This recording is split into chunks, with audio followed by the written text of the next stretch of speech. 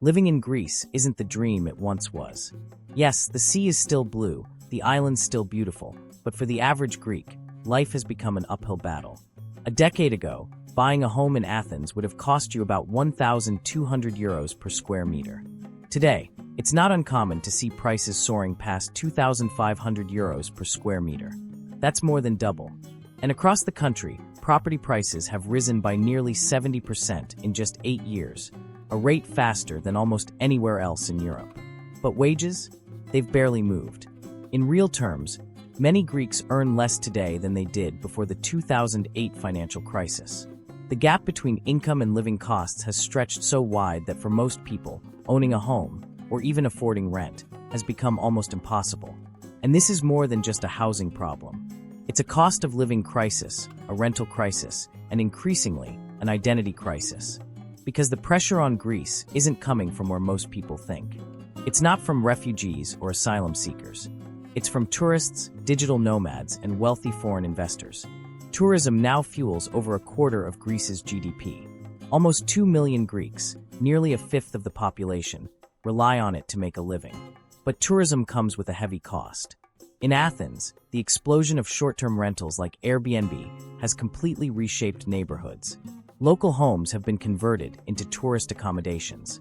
In some areas, there are now more Airbnbs than permanent homes.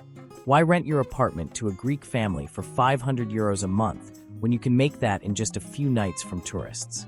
That logic has driven landlords to evict tenants, renovate, and relist properties for short-term stays. And with over 1 million short-term rentals nationwide, this is no longer a city problem, it's a national one. Entire districts have been hollowed out, with locals priced out, pushed out, or forced into tiny, faraway apartments. Some have decided to fight back. In recent years, protests have erupted more frequently in Athens and other cities, demanding affordable housing and fair wages. Others didn't wait. Since 2009, more than 500,000 young, educated Greeks have left the country. Doctors, engineers, teachers, the very backbone of a recovering economy, have taken their talents abroad. But the housing crisis is only part of the story. To understand how Greece reached this point, you have to go back further, to the era of debt. In the 1970s, Greece emerged from a brutal military dictatorship. The new democratic government was eager to show the world that prosperity had arrived. They spent big. Highways, hospitals, schools, and a ballooning public sector promised security and progress for all. But this progress wasn't built on solid ground. It was built on loans. Successive governments borrowed heavily, not just in emergencies, but as a way of life. By the 1980s, public debt had tripled. But economic growth was steady, and Greece wasn't alone. The UK, Belgium, and Italy were also borrowing. The problem was that Greece's economy had structural weaknesses. Tax evasion was rampant.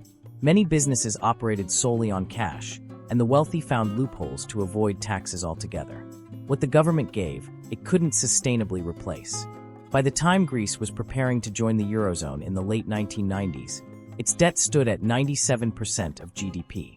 When Greece adopted the euro in 2001, access to cheap credit masked the brewing crisis. The country borrowed more, spent more, and ignored the growing mountain of debt. Then, in 2008, the global financial crisis hit. The flow of easy money stopped. Suddenly, investors were reluctant to lend, especially to countries with shaky finances. Greece was cut off. Worse, being in the Eurozone meant Greece couldn't devalue its currency to boost exports, nor could it print more money. They were trapped. By 2009, the country was on the brink of collapse. The economy shrank by more than 25% over 5 years, a depression-level contraction. The unemployment rate soared to nearly 30%. Pensions were cut, wages slashed, and public services deteriorated. In 2010, Greece was forced to accept its first bailout, 110 billion euros from the EU and IMF. But the lifeline came with harsh conditions. 1 in 4 public workers lost their jobs. Those who remained saw their pay slashed by up to 30%. The healthcare budget was gutted by 25% overnight, leaving many without access to treatment. Taxes rose sharply, but it still wasn't enough. To survive, Greece had to sell its most valuable assets. Airports, ports, waterworks, even the national power grid, sold to foreign investors. The port of Piraeus, one of the busiest in the Mediterranean, was taken over by a Chinese company. Several airports went to a German conglomerate. For many Greeks, this was a bitter pill. The country still bore their name, but it no longer felt like it belonged to them. With traditional industries in decline, Greece turned to tourism. The country has over 6,000 islands and 14,000 kilometers of coastline. In 2009, fewer than 20 million tourists visited.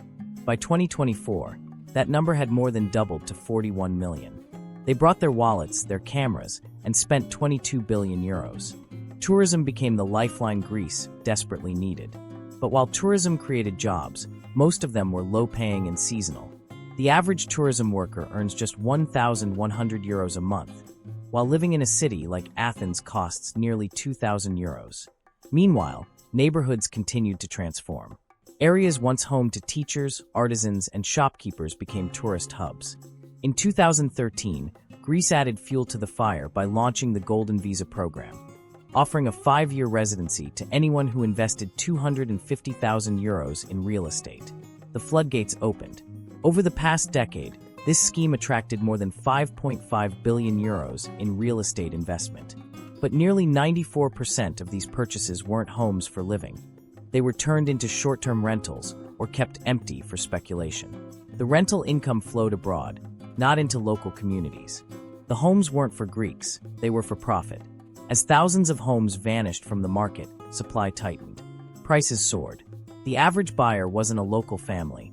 It was a foreign investor, a millionaire, or a real estate fund. By 2025, property prices in central Athens had risen by over 88% compared to 2017. Rents followed. Many Greeks now spend more than half their income just to keep a roof over their heads. And even then, they're forced into cramped apartments on the city's edges, miles from work. Since 2009, over 50,000 Greeks leave the country every year. More than 500,000 have gone in total. Most of them young, skilled, and educated. Greece's birth rate has collapsed to just 1.3 children per woman, far below the global average. The future is leaving, one person at a time. But the crisis isn't just about foreign buyers or tourism. Greece's own elite played a pivotal role. When the government sold off assets, well-connected businessmen swooped in, often in partnership with foreign investors. They secured contracts, privatized infrastructure, and profited from the fallout. The same companies that helped run up the debt are now profiting from the country's so-called recovery. Ports, highways, the power grid, all snapped up by the wealthy few. Meanwhile, ordinary Greeks work multiple jobs just to scrape by. The minimum wage remains stuck around 830 euros before taxes, while rents and living costs keep climbing. Greece isn't just facing a housing crisis. It's facing an existential one.